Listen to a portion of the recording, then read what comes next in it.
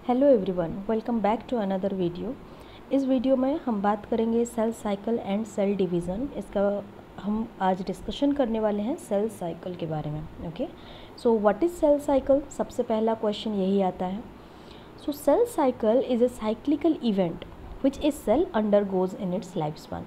मतलब एक सेल अपने लाइफ स्पैन के अंदर एक पर्टिकुलर साइक्लिकल फेज से गुजरता है। जैसे कि आप लोग जानते हैं, एक सेल है, ये कुछ टाइम बाद डिवाइड होकर दो सेल में कन्वर्ट होगा।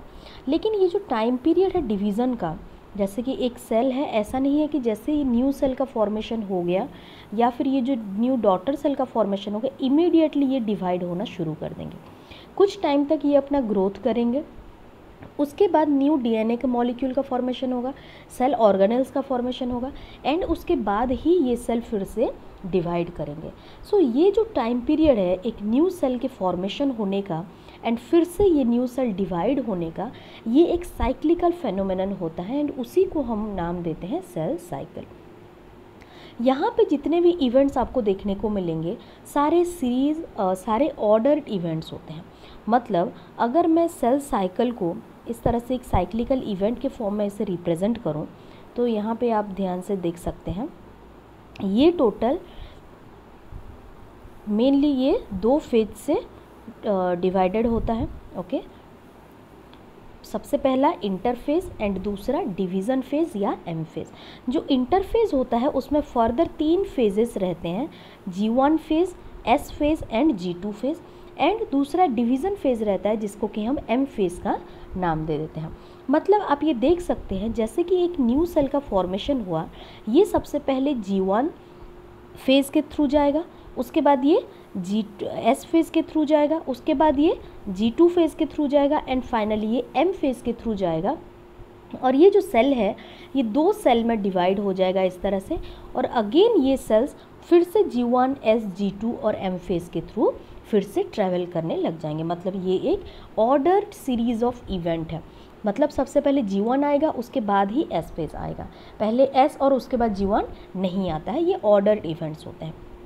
सो यहाँ पे एक और डेफिनेशन दिया गया है, it is the sequence of events by which a cell duplicates its genome and eventually divides into 2 daughter cell.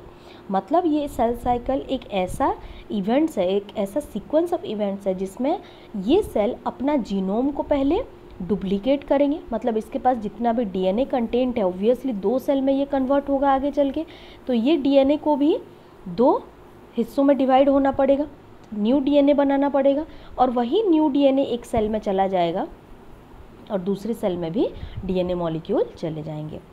तो नेक्स्ट बात करते हैं इंटरफेज के बारे में। तो हमने अभी देखा कि जो सेल साइकिल है वो 2 फेज में डिवाइडेड है। सबसे पहला इंटरफेज एंड दूसरा होता है एम फेज। एम फेज जिसे आप माइटोटिक फेज के नाम से भी जानते हैं, और इसे हम डिवीज़न फेज भी बोलते हैं। सबसे पहले हम डिस्कशन करेंगे इंटरफेज के बारे में, जो कि सबसे पहला फेज है। इस पर्टिकुलर इंटरफेज में आप देख सकते हैं कि यहाँ पे जो न्यूक्लियस है उसमें आपको ज़्यादा कुछ चेंजेस नज़र नहीं आएगा। मतलब अगर हम माइक्रोस्कोप में एक सेल को ऑब्जर्व करें जब ये इंटरफेज के थ्रू जा रहा है, तो हमें ज़्यादा मेजर चेंजेस नज़र नहीं आएंगे। ऐसा दिखेगा कि ये सेल रेस्ट कर रहा है। इसके बाद हम जानते हैं एम फेज़ आता है या फिर डिवीज़न फेज़ आता है, और इसी डिवीज़न फेज़ के अंदर जो क्रोमोसोम्स होते हैं वो दोनों डॉटर सेल में डिवाइड हो जाते हैं। सो ये जो एम फेज़, ये जो इंटरफेज़ है, ये जनरली सेल का 95% हिस्सा, मतलब अगर मैं एक सेल साइकिल को 100% कंसिडर करूं, तो इसमें से 95% हिस्सा इंटरफेज़ के थ्रू जाता है। मतलब इंटरफेज़ में आप जानते हैं G1 आता है, S फेज़ आता है एंड G2 फेज़ आएगा, उसके बाद M फेज़ आता है जो कि डिवीज़न फेज़ होता है। सो यहाँ पे जो G1 phase, S phase and G2 phase तीनों मिलके सेल साइकिल का टोटल 95% हिस्सा कवर कर लेते हैं, और इस फेज़ के दौरान आपको सेल में ज़्यादा कुछ चेंजेस नज़र नहीं आएंगे। इसीलिए इसको हम रेस्टिंग फेज़ भी बोल देते हैं, या ये बोल सकते हैं कि सेल अभी रेस्ट कर रहा है। तो इसके कुछ फीचर्स के बारे में देख लेते हैं, इंटरफेज़ में क्या क्या होते हैं। जैसे कि अभी हमने देखा इंटरफेज में 3 अलग अलग फेजेस होते हैं, इनके अलग अलग सिग्निफिकेंस हैं। सो यहाँ पे इस पर्टिकुलर फेज़ में ग्रोथ होता है सेल का, सबसे इम्पॉर्टेंट बात। उसके बाद क्या हो रहा है यहाँ पे एस फेज़ में, जो पर्टिकुलर फेज़ है डीएनए का, सिंथेसिस होना, न्यू डीएनए मॉलिक्यूल्स फॉर्मेशन होते हैं, क्योंकि यही सेल आगे चल के 2 सेल में डिवाइड होने वाला है और दोनों डॉटर सेल को इक्वल अमाउंट ऑफ डीएनए चाहिए। सो अगर मेरे पास एक रस्सी है या फिर एक डीएनए मॉलिक्यूल है और इसी डीएनए मॉलिक्यूल को मुझे 2 सेल में डिवाइड करना है, तो मैं क्या कर सकती हूँ, मेरे पास 2 तरीके हैं। आइदर इस डीएनए को मैं इस तरह से कट कर सकती हूँ या फिर इसी तरह का एक और रेप्लिका मैं यहाँ पे बना सकती हूँ या एक कॉपी बना सकती हूँ। आप लोग ये अभी समझ चुके होंगे कि अगर मैं यहाँ पे कट कर लूँ इस डीएनए को, तो ये डीएनए 2 हिस्सों में टूट जाएगा। इस हिस्से में जो इन्फॉर्मेशन होगा, अगर ये हिस्सा सेल 1 में चला गया तो ये हिस्से में जो भी इन्फॉर्मेशन होगा वो लॉस हो जाएगा सेल 1 में। सेल 2 में उसी तरह से कुछ ना कुछ इन्फॉर्मेशन लॉस होगा। तो अगर मुझे दोनों ही सेल में इक्वल अमाउंट ऑफ इन्फॉर्मेशन जो कि मदर सेल में प्रेजेंट है, वही सेम एग्जैक्ट इन्फॉर्मेशन मुझे दोनों सेल में पहुंचाना है, तो मुझे इसी का कॉपी बनाना पड़ेगा। इसको आप दूसरी तरीके से समझ सकते हो। अगर आपके पास एक नोट है, कोई ना कोई, मान लीजिए नोट्स है जो कि आपको आपके टीचर ने दिया है और इसी नोट को आपको अपने फ्रेंड के साथ शेयर करने के लिए बोला गया है, तो आपको ऑब्वियसली इसी नोट का एक रेप्लिका चाहिए होगा, तब जाके आपके पास भी वही सेम नोट रहेगा और आपके फ्रेंड के पास भी वही सेम नोट रहेगा। आप ये ऐसा कभी नहीं कर सकते हैं कि इस नोट को 2 हिस्सों में फाड़ के अपने फ्रेंड को एक हिस्सा और आप खुद एक हिस्सा नहीं ले सकते हैं, क्योंकि अगर आप ऐसा करेंगे तो आपके पास कुछ इन्फॉर्मेशन लैग करेगा और आपके फ्रेंड के पास भी कुछ इन्फॉर्मेशन लैग करेगा। तो इसीलिए आपको क्या करना होगा, आपको जो नोट्स प्रोवाइड किया गया उसका आपको एक जेरोक्स कॉपी निकालना पड़ेगा। उसी तरह से इसी इंटरफेस के दौरान सेल भी अपने डीएनए मॉलिक्यूल का एक जेरोक्स बना लेता है, सो दैट कि आगे चल के जैसे ही सेल डिवाइड हो जाए तो ये जो जेरोक्स है वो दोनों डॉटर सेल में इक्वली डिवाइड हो सके। तीसरा और क्या हो सकता है यहाँ पे, histone and non histone protein synthesis. जैसे कि आप लोग बहुत अच्छी तरीके से जानते होंगे कि हमारे जो सेल्स होते हैं, सेल के अंदर न्यूक्लियस है, न्यूक्लियस के अंदर डीएनए प्रेजेंट होता है और उसी डीएनए को न्यूक्लियस के अंदर होल्ड करके रखने के लिए हमें बहुत सारे प्रोटीन्स की ज़रूरत पड़ती है। उसमें से हिस्टोन प्रोटीन्स होते हैं एंड नॉन हिस्टोन प्रोटीन्स होते हैं। सो ये histone protein and non histone protein का सिंथेसिस भी ज़रूरी है, क्योंकि हमें आगे चल के न्यू डॉटर सेल में भी वही डीएनए को कॉम्पैक्ट करके न्यूक्लियस के अंदर रखना है। तो चलिए एक एक करके डिस्कशन करते हैं सारे स्टेजेस के बारे में। जैसे कि अभी मैंने बताया आपको कि इंटरफेज़ में 3 फेजेस होते हैं।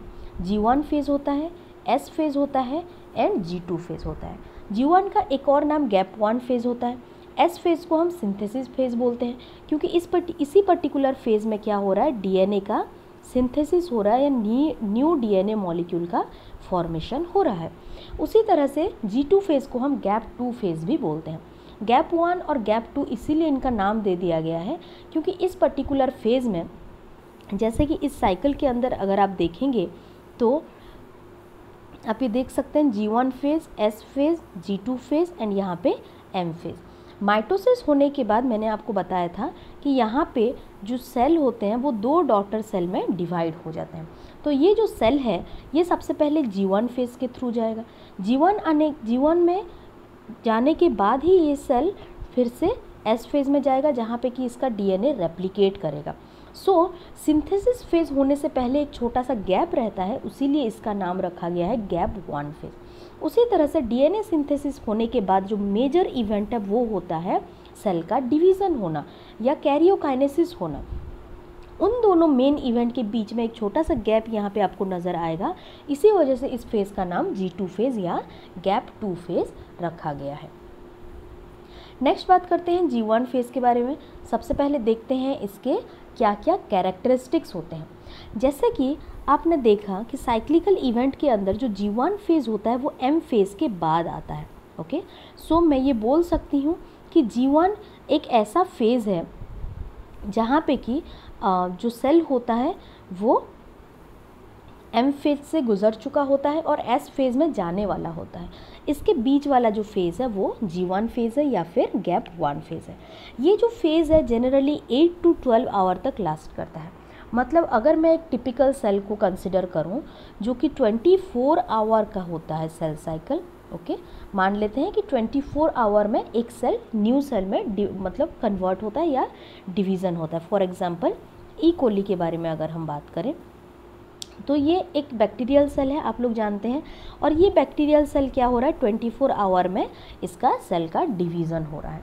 तो 24 आवर में अगर चारों फेज़ को मिला के कंसिडर करो तो ये जो G1 फेज़ होता है जनरली 8 to 12 आवर लास्ट करेगा। जनरली ये जो होता है 11 आवर का कंसिडर किया जाता है, एक अप्रॉक्सीमेट टाइम पीरियड है। लेकिन एक चीज़ ध्यान रखिएगा कि यहाँ पे जो हम 24 आवर का एक सेल साइकिल कंसिडर कर रहे हैं ये स्पीसीज़ टू स्पीसीज़ वेरी करेगा। आप मतलब अभी हम ह्यूमंस हैं, ह्यूमंस में ये सेल साइकिल अलग अलग होगा। मतलब ये सेल जो होते हैं हमारे बॉडी में भी अलग अलग टाइप्स के सेल होते हैं, जैसे स्केलेटल सेल होते हैं, स्केलेटल मसल के सेल्स होते हैं, उसी तरह से हार्ट के सेल्स होते हैं, उसी तरह से न्यूरॉन्स होते हैं, फिर हमारे एपिथेलियल सेल्स होते हैं, ओके। इसी तरह से अलग अलग टाइप के सेल्स का सेल डिवीज़न का जो ड्यूरेशन है वो भी आपको अलग अलग देखने को मिलेगा। उसके साथ साथ स्पीसीज़ टू स्पीसीज़ भी ये सेल डिवीज़न का टाइमिंग वेरी करता है। फॉर एग्जांपल अगर आप एपिथेलियल सेल को कंसिडर करें दो अलग अलग स्पीसीज़ में, जैसे कि एक रेप्टिलिया में कंसिडर कर सकते हैं, स्नेक में कंसिडर कर सकते हैं, और दूसरा कोई मामल में या फिर ह्यूमन में कंसिडर कर सकते हैं। दोनों में जो एपिथेलियल सेल्स होते हैं उन दोनों का सेल डिवीज़न का टाइमिंग भी डिफ़र करेगा, ओके। सो नेक्स्ट और क्या हो रहा है इस G1 फेज़ के अंदर, इस फेज़ में क्या हो रहा है जनरली ग्रोथ हो रहा है, okay. Growth of cell, growth of cell का मतलब क्या होगा, cell DNA synthesis S phase में करता है, उसके लिए जो भी प्रोटीन्स चाहिए होंगे डीएनए सिंथेसिस के लिए वो सब का सिंथेसिस G1 फेज़ में शुरू हो जाएगा। इसको छोड़ के सेल अपना साइज़ इंक्रीज़ करेगा, ओके। उसको छोड़ के सेल प्रोटीन बनाने लग जाएगा, आरएनए का फॉर्मेशन करने लग जाएगा। ये सारे इवेंट्स G1 फेज़ में आपको देखने को मिलेंगे। Next in this phase DNA और the cell prepare itself for the DNA synthesis. So इस फेज़ में सेल खुद को डीएनए सिंथेसिस के लिए प्रिपेयर कर रहा है। मतलब जो भी इम्पॉर्टेंट इवेंट एस फेज़ में होने वाला है उसका प्रिपरेशन हम G1 फेज़ में ही कर लेते हैं। ऑब्वियसली आपको अगर एग्ज़ाम 24 को देना है तो 23 तक आपका सिलेबस कंप्लीट हो जाना चाहिए। सेम उसी तरह से अगर मुझे एस फेज़ में डीएनए का सिंथेसिस करना है, न्यू डीएनए बनाना है, तो उसके लिए जो भी एंजाइम चाहिए होगा, जो भी प्रोटीन्स चाहिए होगा, वो सारी चीज़ों का सिंथेसिस G1 फेज़ में ही मुझे ख़त्म करके रखना है, सो दैट कि एस फेज़ में ये सब चीज़ों के बारे में मुझे और सोचना ना पड़े। नेक्स्ट बात करते हैं एस फेज़ या सिंथेसिस फेज़ जिसे बोला जाता है। इसे हम सिंथेसिस फेज़ इसीलिए बोलते हैं क्योंकि इस पर्टिकुलर फेज़ में डीएनए का सिंथेसिस हो रहा होता है। सो इसका कैरेक्टरिस्टिक्स क्या होता है देख लेते हैं। यहाँ पे जैसे कि मैंने बताया कि डीएनए का रेप्लिकेशन हो रहा है, न्यू डीएनए मॉलिक्यूल का फॉर्मेशन हो रहा है।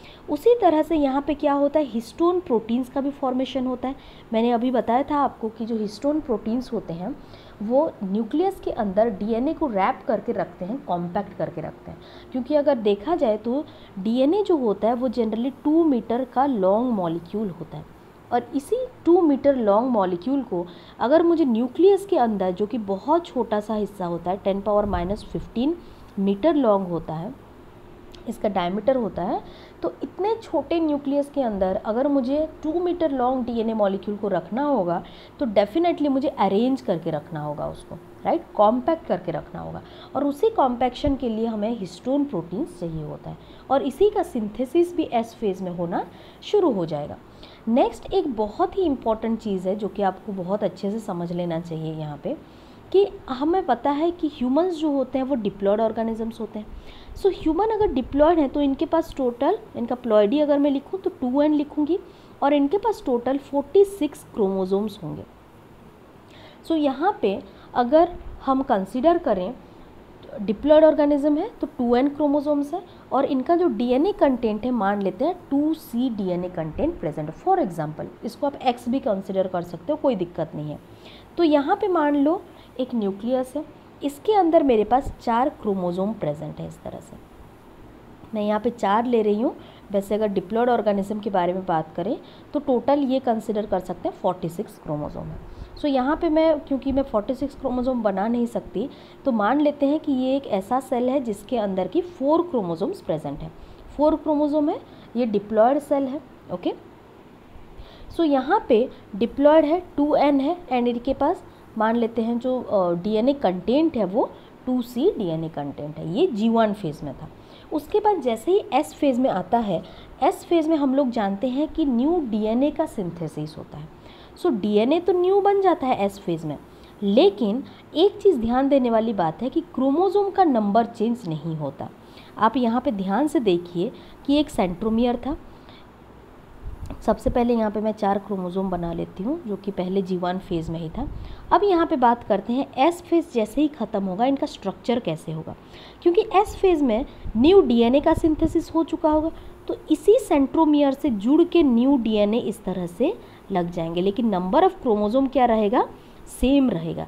जैसे पहले 4 क्रोमोसोम था, अभी भी देखिए यहाँ पे 4 क्रोमोसोम है, भले ही एक सेंट्रोमियर में अभी 2 क्रोमाटिड यहाँ पे जुड़ गए हैं।